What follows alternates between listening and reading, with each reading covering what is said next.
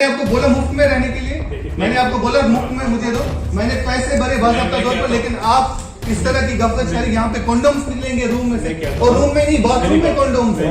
आपका सर्विस कहाँ है? ये गलत चीज है। प्लीज मैं आपके हाथ जोड़ता हूँ, हमें माफ कर दीजिए, हम इस तरह निकलेंगे, हम निकलेंगे इस तरह। नहीं हम नहीं रुकेंगे। बदकिस्मती की बात है, बदकिस्मती की बात है, जिस कमरे में हम गए वहाँ पे कंडोम्स ही कंडोम्स है।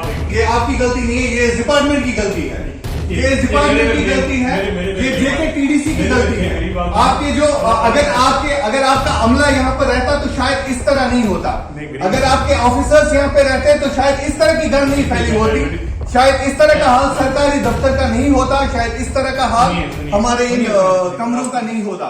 जब हम इस रूम में एंटर हो गए, हमने बाकायदा तौर पर रिसिप्ट काटा, 750 रुपए हमें लिए गए यहाँ पर रूम के लिए। लेकिन जब हम रूम में दाखिल हो गए तो वहां पर ऐसी चीजें हमें देखने को मिली जो नाकाबिले बर्दाश्त है, जो मैं अल्फाजों के जरिए आप तक बयान नहीं कर पाऊंगा।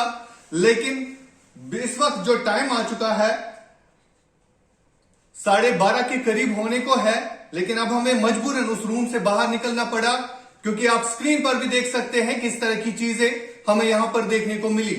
अगरचे डिपार्टमेंट ने यहां पर मुलाजिम तैनात रखे हैं साफ सफाई के लिए, लेकिन इन रूम्स की साफ सफाई क्यों नहीं हो रही है?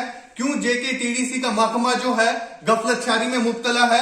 बहरहाल हम कोशिश करेंगे यहाँ के जो अहदेदार है उनसे इस बात का सवाल और जवाब कर लेने की कि आखिरकार अगर जेकेटीडीसी इतना पैसा खर्च करता है, ये पैसा आखिर जाता कहां पे है? अगर यहाँ पर मोटी मोटी रकम ली जाती है एक रूम के लिए, लेकिन उस रूम के लिए जब मेंटेनेंस की बात आती है तो मेंटेनेंस कहां है? आपको अगर रूम के लिए वहां पर सफाई कर्मचारी रखना होता है तो वो सफाई कर्मचारी कहां पे सोया होता है? इस तरह की नाशाइस्ता चीजें हमें उस रूम से मिली जो आप अपनी स्क्रीन पर देख रहे हैं। बाकायदा तौर पर वहां पर कंडोम्स हमें देखने को मिले, और एक नहीं बल्कि दर्जनों की तादाद में वहां पर कंडोम्स हमें मिले। चूहे वहां पर उस रूम में दाखिल हुए। अब बात यहां ही नहीं खत्म होती है, क्या यहाँ के ओहदेदार, क्या यहाँ के आला अफसरान गफलतशारी में मुब्तला रहेंगे? ये कब तक ऐसा चलेगा, ये आने वाला वक्त ही बताएगा। बहरहाल हम इन सवालों के जवाब भी जानने की कोशिश करेंगे। इधर आ जाओ, ठीक है सरदार जी, क्या है ये? क्या है ये? यहाँ पे अगर कोई फैमिली वाला आ जाता है तो मुझे पता है आप उसको यही दिखाने के लिए आओगे। यहाँ पे अगर कोई बच्चे वाला, कोई बुजुर्ग शख्स आएगा यहाँ पे, आप उसको ये दिखाओगे?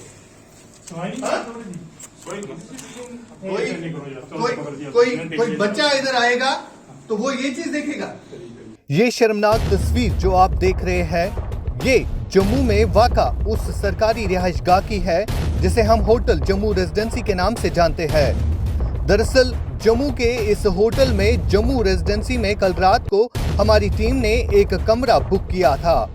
जब हम इस कमरे के अंदर दाखिल हुए, कुछ देर तक हम इस कमरे में बैठ गए, मगर रात के 12 बजे इस कमरे में एक चूहे ने दस्तक देकर हमारी नींद खराब की।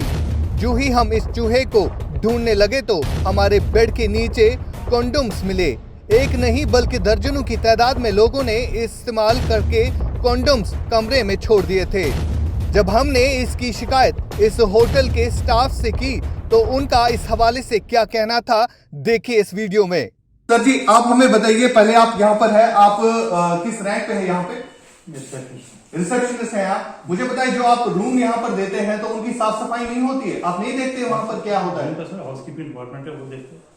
हाउसकीपिंग, ये जिम्मेदारी किसकी बनती है आखिरकार? जिम्मेदार कौन, किसे हम ठहराए इस चीज के लिए? आपने पैसे हमसे लिए, हमने यहाँ से रूम लिया आपसे, आपने पैसे लिए, कितना पैसा लिया आपने? 730 रुपए।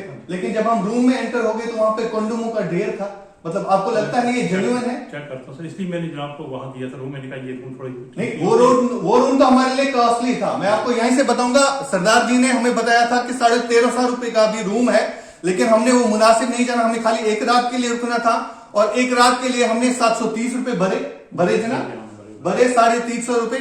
और उसके बाद क्या हमें मिलता है? जब हम रूम में दाखिल होते हैं तो कुछ देर के लिए हमें नजर नहीं पड़ी, लेकिन जब हम बेड के नीचे देखते हैं तो वहां पर कंडोम्स ही कंडोम्स। ऐसा लगा जैसे हम किसी जिना खाने में चले गए हो। बहरहाल ये एक अफसोसनाक वाकया है। अगर जेके टूरिज्म इस हवाले से इस तरह की नाशाइस्तगी बर्दाश्त करेगा। तो बहरहाल ये इंतहाई गफलतशारी बरती जा रही है यहाँ पर इस डिपार्टमेंट की तरफ से।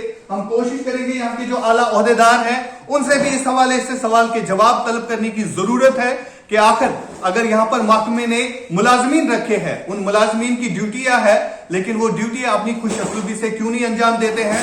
माना कि अगर कहीं पर चूहे घुस जाए तो वो चीज बर्दाश्त कर सकते हैं, लेकिन अगर आप कंडोम किसी जगह पर आप किसी को रूम रेंट देते हैं, उससे बाज़ाब्ता तौर पर पैसा लेते हैं, बाद में उसी जगह पर आपको कंडोम्स मिलेंगे, वाकई ये अफसोसनाक बात है। लिहाजा मेरी हर एक से गुजारिश है, जब भी आप यहाँ पर रेजिडेंसी रोड आएंगे, यहाँ पर आप रूम बुक कराएंगे, तो सबसे पहले आप इन चीजों का ध्यान रखें कि आपके बेड के नीचे कहीं कंडोम्स तो नहीं है। यहाँ ये बात कहना काबिल जिक्र है कि इस होटल में जम्मू कश्मीर के खास तौर पर वादी के मुख्तलिफ इलाकों से लोग अपना पैसा देकर रहते हैं, मगर अफसोस इस बात का है कि सब कुछ आपके सामने आया है। सरकार ने अगर इन लोगों के आराम के लिए सहूलियात रखी है, मगर यहाँ मौजूद मुलाजिम ईमानदारी से काम बिल्कुल भी नहीं करते हैं।